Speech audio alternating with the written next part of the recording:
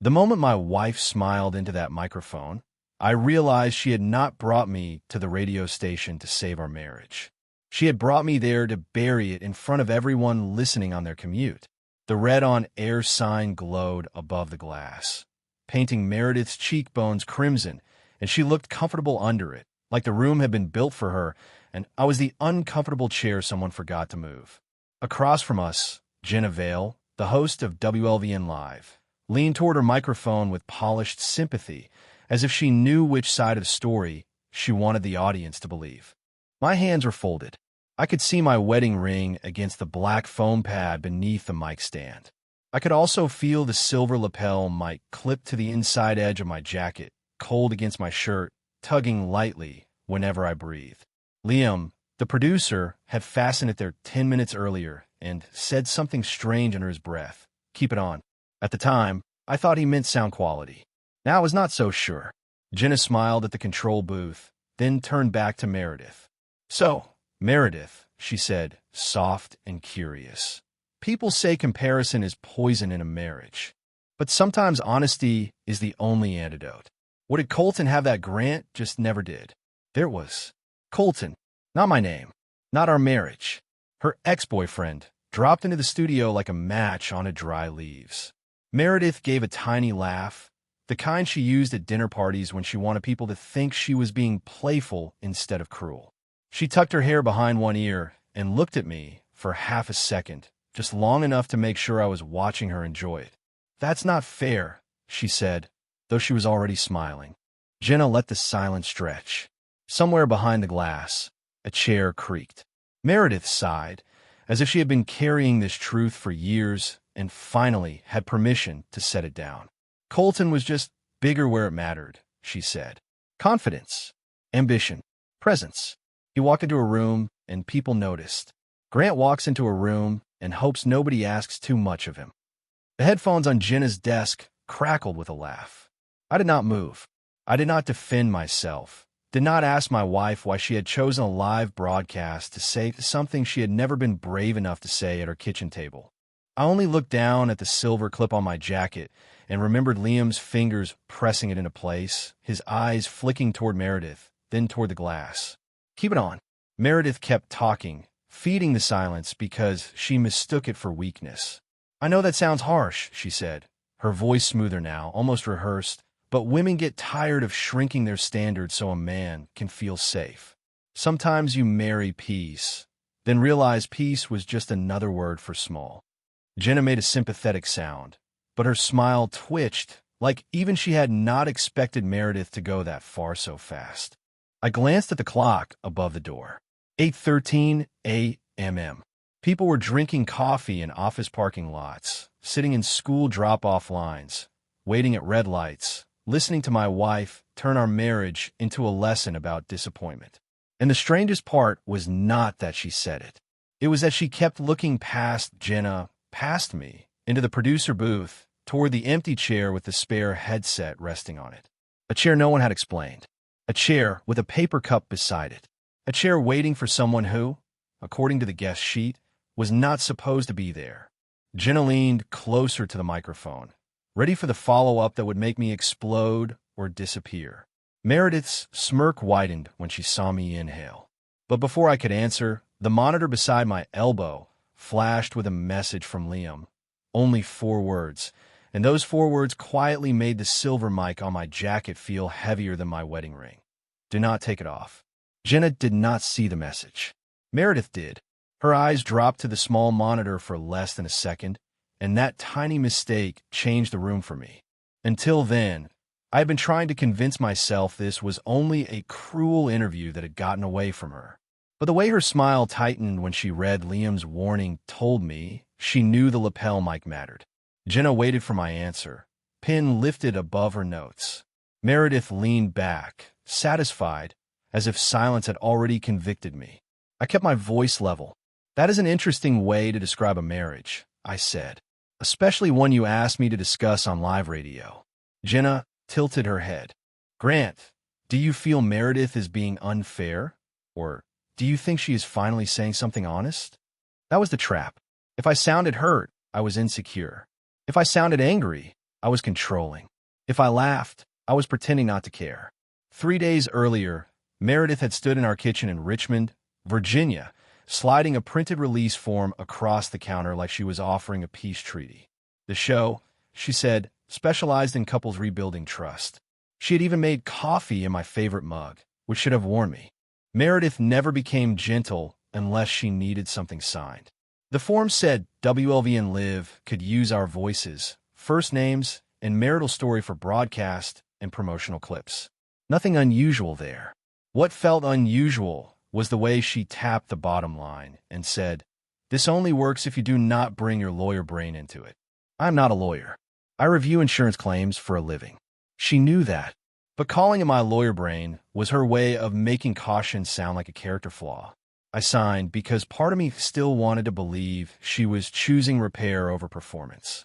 That night, when she went upstairs, I found a blue cue card half tucked under her laptop. I only saw one line before she came back into the kitchen.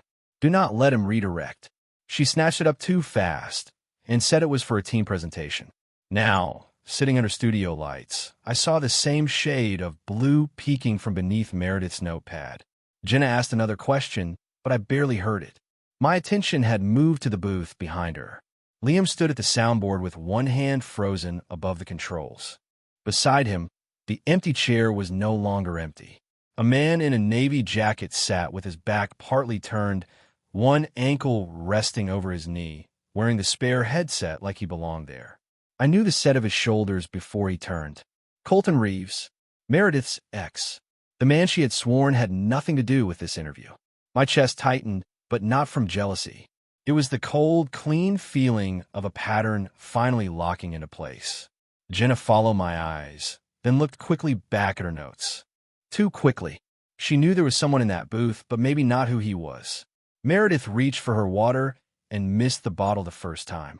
That was my first real release of the morning. Not relief, exactly. Confirmation. Before I answer, I said, "I would like to know who else is participating in this conversation." Meredith laughed, but it landed thin. "Grant, please do not do this. This is exactly what I meant." Jenna glanced toward the booth. "We do have a perspective from someone who knew Meredith before the marriage," she said carefully, "but we were going to introduce that later." "Were we?" I asked. The room changed. Not loudly, not dramatically, just enough. The red light above us kept glowing, now feeling less like a sign than a countdown. Jenna's pen lowered.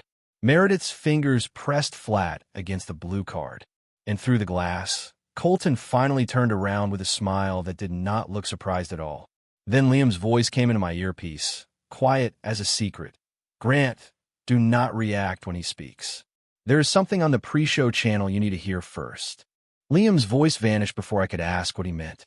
The earpiece returned to the soft hiss of live studio air, and Jenna, trained enough to fear dead space, filled it with a bright little laugh. "Grant, I understand this feels unexpected," she said, "but part of honest conversation is hearing from people who knew us before we learned how to perform." That word, perform, landed wrong. Meredith looked at Jenna sharply, as if the host had wandered too close to a door she was not supposed to open. Colton lifted one hand behind the glass and gave me a lazy wave. He had the same expensive confidence I remembered from 2 charity fundraisers and one awful 4th of July barbecue. The kind of man who wore a blazer in July because he wanted everyone to know discomfort was for other people. Jenna pressed a button on her console. "Colton, can you hear us?" His voice slid into my headphones. "Loud and clear, Jenna." Meredith looked down, pretending embarrassment. I saw her thumb press the corner of the blue cue card twice, like a signal she had practiced. Colton continued, "I did not come here to attack Grant. I actually respect him for showing up." That sentence was a polished knife. Respect him for showing up meant the audience should be surprised I had enough courage to sit in a chair. Jenna nodded slowly, buying it. "And what perspective do you think you bring?" Colton paused. He knew how to use silence better than Meredith did. "I knew Meredith when she was fearless," he said, "before she had to explain every feeling, before ambition became something she had to apologize for at home." My throat tightened, but I kept my eyes on the foam pad beneath my hands. The silver lapel, a mic tugged when I shifted. "Keep it on." Do not react. There is something on the pre-show channel. A new feeling moved through me then, not anger, not shame, but discipline. I finally understood that Liam had not warned me because he liked me. He had warned me because someone had left a trail in his system. Jenna asked, "Grant, do you hear the concern?" That Meredith may have been shrinking herself inside the marriage. I looked at Meredith. "Did you tell him that?" She blinked. "This is not about what I told anyone. It is about patterns." "Which patterns?" I asked. Her smile returned too quickly. "You always make people prove things in court. We have never been to court." The first real crack crossed Jenna's face. It was small, but it was there. Colton cleared his throat. "That is what I mean. He turns every emotional moment into a deposition." Meredith softened her voice. "Grant, you're doing it right now." For the audience, it probably sounded reasonable. For me, it sounded rehearsed. The same phrase, two different mouths, same rhythm. Jenna saw it too. Her eyes flicked from Meredith to the booth, then down at the rundown sheet in front of her. A page was missing from a stack. She touched the blank space where it should have been, and for the first time that morning, she looked less like a host guiding a segment and more like a woman realizing someone had edited her script after she printed it. Then Liam's voice returned in my earpiece, barely audible under Colton's next sentence. "The file is called Room, Tone, 742. It starts with Meredith saying your name." My pulse hit once hard. Meredith reached for her water again, and this time I saw her writing on the back of the cue card when it shifted under her palm. "If he asks who wrote this, redirect to insecurity." Jenna inhaled like she was about to cut to a break. Instead, every monitor on the desk blinked, and a new label appeared in the corner of the screen, pre-show channel armed. Jenna noticed it too. Her mouth stopped moving mid-breath. Behind the glass, Liam did not look at Colton or Meredith. He looked only at me, then at the tiny silver mic on my jacket, as if the next sound could change everything in the studio forever. Jenna looked at the monitor as if it had just corrected her in public. The label pre-show channel arm sat in the corner of the screen, technical, but the silence it created was not. Her hand hovered over the break button. Meredith noticed, and the confidence she had been wearing like jewelry slipped for the first time. "Are we taking a break?" she asked too quickly. Colton answered before Jenna could. "Probably smart," he said through the headset. "This is getting uncomfortable for everyone." It was the first honest thing he had said that morning, though not in the way he intended. Jenna did not press the button. Instead, she lowered her notes and looked toward the booth. "Liam, why is a pre-show channel armed live?" Liam did not speak into the studio feed. He only lifted one finger, asking for a second, then typed something. A new message appeared on Jenna's screen, not mine. I could not read all of it, but I saw her eyes move across the words and stop at the same place twice. Meredith leaned forward. "Jenna, I really think this is exactly what Grant does. He turns a conversation into an investigation, and then everyone forgets what we were actually talking about." That was clever. It almost worked. Jenna had built a career on keeping emotional conversations moving, not freezing them under fluorescent lights. Briefly, I saw her start to return to host mode. She straightened, softened her face, and aimed her voice back at the audience. For listeners just joining us, we are speaking with Meredith and Grant Ellis about comparison, insecurity, and the emotional shadows people bring into marriage. Her tone was smooth, but her left hand had moved under the desk, sliding a printed sheet out from beneath the rundown. It was not part of her stack. It was folded once, with blue ink on the edge. Meredith saw it and stopped breathing for half a beat. That was the new crack. Not Colton, not the empty chair. A piece of paper Jenna was never supposed to find. Jenna unfolded it while Colton kept talking, trying to fill the air with calm authority. "Look, I care about Meredith. I always have. If she felt smaller in her marriage, maybe the loving thing is to let her say that without punishing her for being honest." He sounded reasonable enough to fool anyone who had not been watching Meredith's hands. But I was watching them now. Her thumb rubbed the table in a tight circle, right where the blue cue card had been. Jenna's eyes scanned the folded sheet. Then she looked at Meredith with a different kind of expression, not sympathy, not judgment, but professional alarm. Meredith, she said, did you send my team suggested questions? Meredith laughed once. Every guest gives background. That was not my question. Colton shifted behind the glass. Liam reached for a slider, then stopped. The red-on-air light remained steady, but the studio felt divided in two, the version listeners could hear and the version only we could see.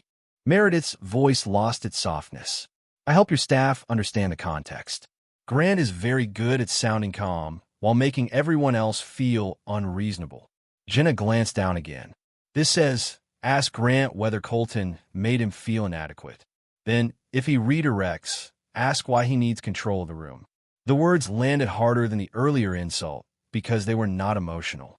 They were instructions. For the first time that morning, I felt something in me loosen. I had spent years trying to explain that Meredith did not only argue with me. She prepared rooms against me before I entered them. Now, someone else was holding the preparation in her hand. Jenna turned toward the booth. Liam, are those suggested questions connected to the audio file? Meredith stood halfway from her chair. You cannot play private preparation on air. Jenna froze, not because she knew the answer, but because Meredith had just admitted there was something private to play. Liam's voice returned to my earpiece, low and urgent. Grant, she's trying to stop the next 30 seconds. That is the part with Colton. Meredith remained half standing, one palm flat on the table, the other hovering near the wire of her headphones, as if she could pull herself out of the broadcast by unplugging from it. Jenna did not tell her to sit down. That silence mattered. For the first time since we walked into WLVN Live, the host was not managing me. She was studying my wife. Colton must have felt the shift, because his friendly confidence sharpened into something colder. Jenna, he said from the booth, you are letting Grant turn this into exactly what Meredith warned you about. Jenna looked through the glass. Colton, were you part of the preparation for this segment? He smiled, but I saw the delay before it formed. I was asked for background, same as anyone. Were you asked to appear as an anonymous perspective? That was production language, he said. Not mine. Liam gave a small shake of his head behind the soundboard. Jenna saw it. Meredith saw Jenna see it. I stayed still because the room had finally started telling on itself without my help. Jenna picked up the folded sheet again. This note says, introduce him after Grant denies insecurity. Create contrast. Do not name Colton until emotional tension is established. She looked at Meredith. That is not background. That is staging. Meredith sat down slowly, but her voice became brighter, almost cheerful, which I knew was a warning sign. When Meredith felt cornered, she did not get loud. She got pleasant. Jenna, your producers asked for drama. I gave them honesty in a format they could use. Colton added, and the truth is still the truth, even if the format makes Grant uncomfortable. I almost answered, but Liam's earlier warning held me in place. Do not react when he speaks. Jenna turned her chair toward the booth. Open your studio door, Colton. The request surprised everyone. Colton blinked. Why? Because if you're going to participate, our listeners should know whether you are a caller, a guest, or someone sitting 20 feet away pretending to be distant. No one moved for 2 seconds. Then Liam reached over and clicked the booth door lock. Colton stepped into the studio carrying the spare headset in one hand. He looked smaller without the glass between us, not weak, just less cinematic. Meredith stared at the table. That was the reveal I had needed, but did not know I wanted. She had not been haunted by a memory. She had invited the memory into the room and given it a microphone. Jenna spoke into the live mic with careful precision. For transparency, the person identified as a former partner is physically present in our studio. Colton's jaw tightened. Meredith whispered, you did not have to say it like that. Jenna did not look at her. Actually, I did. A new emotion moved through me, unexpected and painful. It was not victory. It was grief arriving late. I had spent the morning wondering why Meredith wanted to embarrass me. Now I understood she had wanted witnesses. She wanted the audience, the host, and her ex to agree that leaving me would be reasonable before she ever said she was leaving. Colton took the empty chair beside the producer glass and clipped on his headset. Since we were being transparent, he said, Grant has always had a problem with my history with Meredith. I looked at him for the first time. No, Colton, I had a problem with my wife needing you in the room to tell me how she felt. Jenna's eyes flicked toward me, not with pity, but recognition. On the wall clock, 8:21 became 8:22. Somewhere outside, Richmond traffic kept moving, unaware that my marriage had become a live segment. Then Liam's voice entered my earpiece again, faster now. The next clip has him saying the exact phrase before she said it live. Jenna reached toward the control screen. Meredith's hand shot toward Jenna's wrist, but stopped just short of touching her. The entire studio seemed to hold its breath as the file name changed from room tone 742 to clip 2 prepared line, and the waveform began to move by itself. The waveform moved, but the studio did not. Jenna held one finger above the control pad, not pressing play, not stopping it either.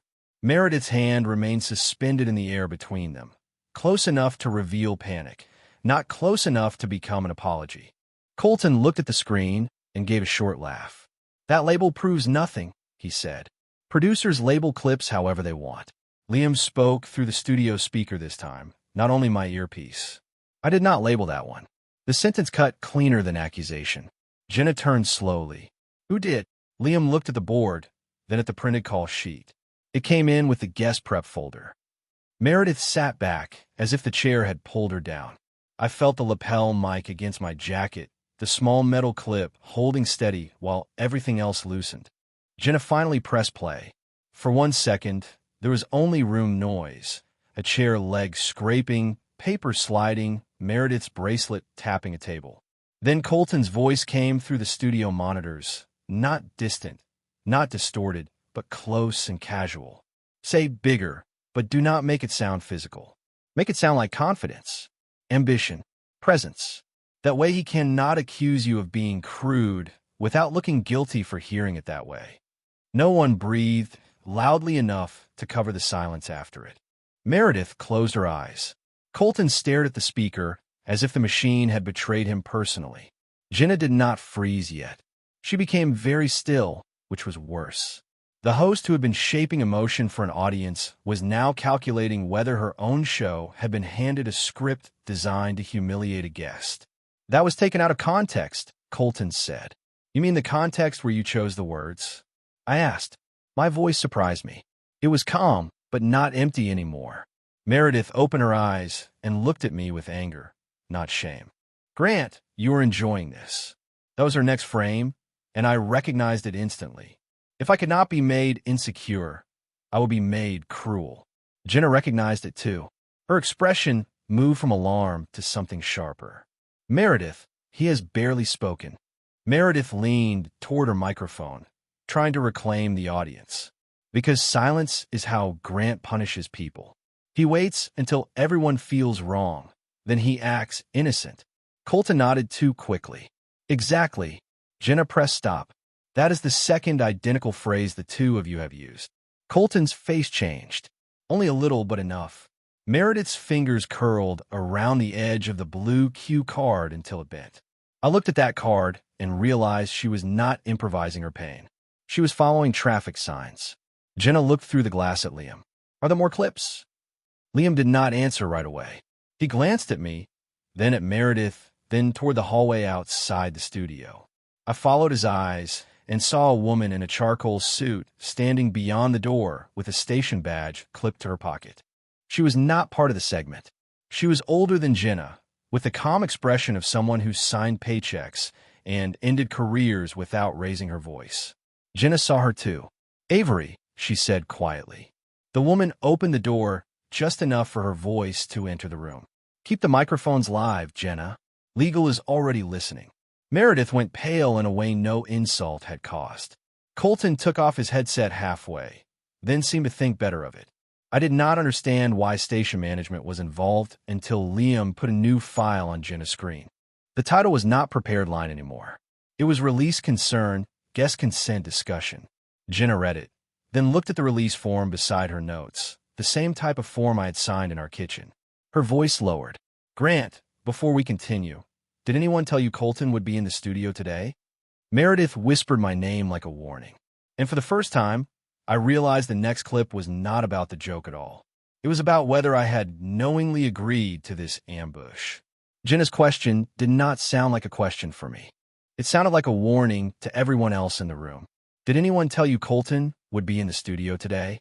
Meredith looked at me first, not at Jenna, because she knew the answer mattered less than the pause before it. Colton lowered his headset onto the table, then raised one hand like a man asking a classroom to calm down. "This is getting procedural," he said. "Grant signed a release. We all did." Avery Brooks stepped fully into the studio, closing the door behind her with a quiet click. She did not look angry. That made her harder to read. "A signed release is not a blank check," she said, "especially when a guest is told one format and placed into another." Jenna turned the release form toward me. "Grant, I need you to answer clearly. Before this morning, did Meredith, Colton, anyone from the station, or anyone connected to the show tell you that Colton Reeves would be physically present or participating by voice?" I could feel Meredith staring at the side of my face, trying to pull the answer back inside me. I spoke into the microphone. "No." The word was small, but it changed the temperature of the studio more than any insult had. Liam typed something, and the screen shifted again. Release concern opened with a timestamp from 7:36 a.m., 27 minutes before the red light had turned on. Jenna hesitated, then pressed play. Meredith's voice came through first, quieter than before, speaking somewhere near the hallway. "Grant signed the general release. He does not need to know every segment detail." Then Colton answered, "As long as he admits the comparison bothers him, the clip works. If he complains later, you say he knew your ex was part of the discussion." A second voice entered, one I did not recognize, probably a junior producer. "But did he consent to the former partner angle?" Meredith laughed softly. "He consented to talking about marriage. My past is part of my marriage." Jenna stopped the file. Her face had gone still again, but this time the stillness had weight behind it. Avery looked at the junior producer through the glass. "Who received that guest prep packet?" Liam raised 2 fingers. "It came through the shared inbox under Meredith's name, with Colton copied privately." Meredith turned on him. "You had no right to record people before the show." Liam did not flinch. The studio records room tone anytime microphones are powered for levels. "You were told that when you walked in." That was the reveal that finally reached me. The silver lapel mic had not been magic, and Liam had not been spying. Meredith and Colton had simply been careless in a room designed to remember sound. My anger did not rise. It settled. For years, I had thought the problem was that I could not explain myself well enough. But maybe the truth had never needed me to perform. It only needed someone else to stop turning down the volume. Jenna faced Meredith. "You submitted suggested questions. You brought Colton into the building. You allowed my team to believe Grant understood the segment. Then on air, you framed his lack of consent as insecurity." Meredith's eyes filled, but her voice stayed sharp. "So now I am not allowed to tell my own story?" "You are," Jenna said. "You are not allowed to manufacture his role in it." Colton leaned forward. "Careful, Jenna. Your show invited conflict. Do not act shocked when conflict arrives." Avery's attention moved to him, "And you arrived through a side entrance under a visitor badge marked consultant." Colton's expression changed. There was another document. Jenna looked at her screen as Liam loaded one more file. The title appeared in plain black letters, "Visitor Log and Promo Plan." Meredith whispered, "Jenna, do not." Avery stepped closer to the desk. "Play it." Jenna's finger hovered above the control pad again. This time nobody pretended it was about emotion. On the monitor, beneath the file name, a scheduled promo caption appeared, already written before I had said a single defensive word on live radio today. Jenna pressed play, and the studio speakers did not give us voices at first. They gave us keystrokes, a mouse click, then Liam reading from shared production note in the dry tone people use when they do not yet understand they're holding evidence. Segment clip title, his recorded voice said, "Wife finally admits her ex had what her husband lacks." Jenna's hand went to her mouth. Not dramatically, not for the audience, but like she had forgotten the microphone would catch even silence. The next line on the screen was worse. Promo caption, scheduled for 8:30. When the quiet husband hears the truth, His reaction says everything. I looked at the wall clock. It was 8:27. They had planned to post my humiliation 3 minutes from then, before I had even finished living through it. Meredith whispered, "That is standard social copy." Avery answered without looking at her. Standard social copy does not usually predict a guest's reaction before the guest reacts. Colton pushed back from the table. "This is ridiculous. Every show cuts promotional angles." Jenna still had not spoken. That was when the title of the file changed on her screen again, because Liam had opened the attached visitor log. Colton Reeves, 6:58 a.m. Side entrance, guest type, creative consultant. Under purpose, someone had typed, former partner contrast segment. Jenna stared at those words, and then she froze. Not because she had no response, but because every response would admit the same thing. Her show had almost broadcast a stage collapse, as if it were truth. The woman who had spent years filling silence for a living could not fill this one. Meredith saw the freeze and tried to step inside it.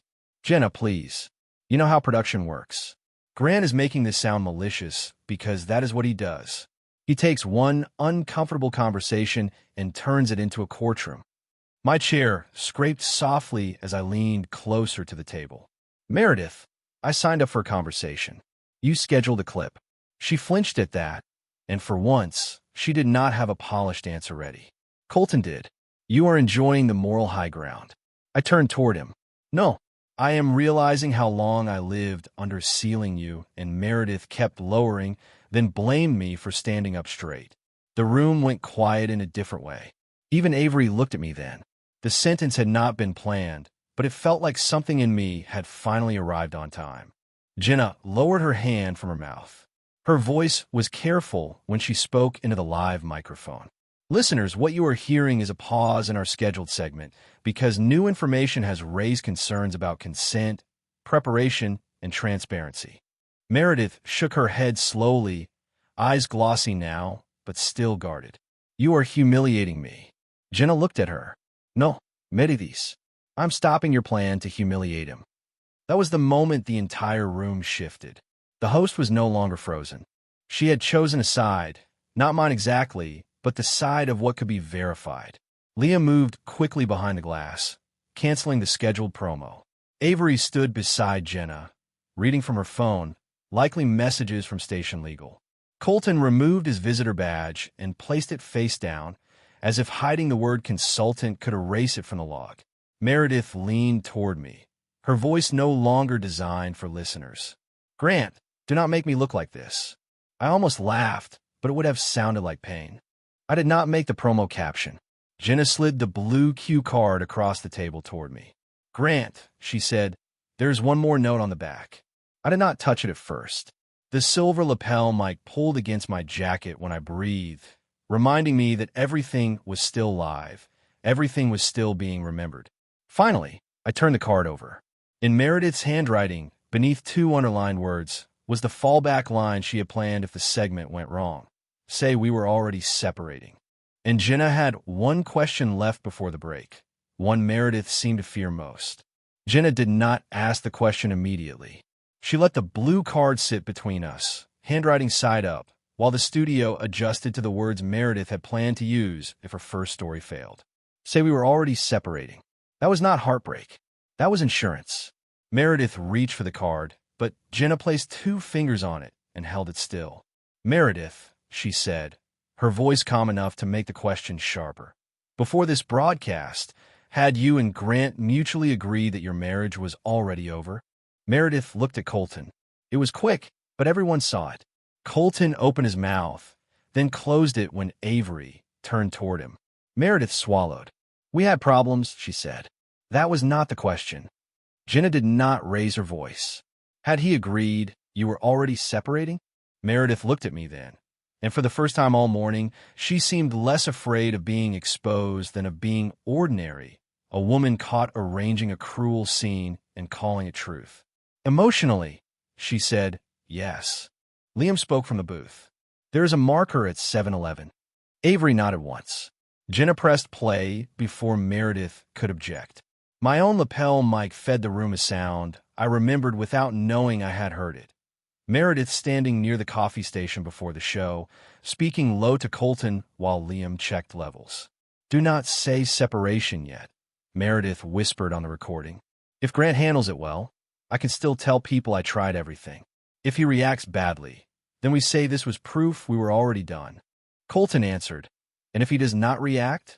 Meredith paused. "Then we make the silence look cold." The clip ended. No one rushed to fill the space. Not Jenna, not Colton, not Meredith. The truth had finally become specific enough that no one could decorate it. I looked down at the silver mic on my jacket. All morning it had felt like a hook, something holding me inside a room built against me. Now it felt like a witness small enough to miss and honest enough to outlast every performance. Jenna removed her headphones slowly. When she spoke again, it was not to me or Meredith or Colton. It was to the people listening. For transparency, WLVN Live is ending this segment. Our station will not publish the scheduled promotional clip, and we will not frame a guest as consenting to a setup he did not knowingly enter. Meredith covered her face with one hand. Colton stared at the table, his visitor badge still turned over, as if the blank side could protect him from the side with his name. Jenna looked at me. "Grant, you have the right to leave this room without answering another personal question." That sentence did something the revenge never could have done. It gave me back the door. I stood, not fast, not dramatic. The silver cord shifted under my jacket. Meredith whispered, "Grant, please. Not like this." I stopped beside her chair. "This is the first time today I am not letting you choose how it looks." Her eyes filled again, but I did not know which version of her tears I was seeing, pain or panic. I was too tired to investigate. I walked into the booth, where Liam stepped aside. I unclipped the lapel mic and set it on the console beside the file labeled room, tone 742. The little piece of metal clicked against the desk, quieter than a sentence, final in a way yelling never could be. "Thank you," I told Liam. He only nodded, looking ashamed and relieved at the same time. In the hallway, the red-on-air light outside the studio finally went dark. Meredith followed me to the station lobby, but the glass doors had already opened to ordinary morning light, traffic, and a world that did not need her version to keep moving. "What happens now?" she asked. I looked back once.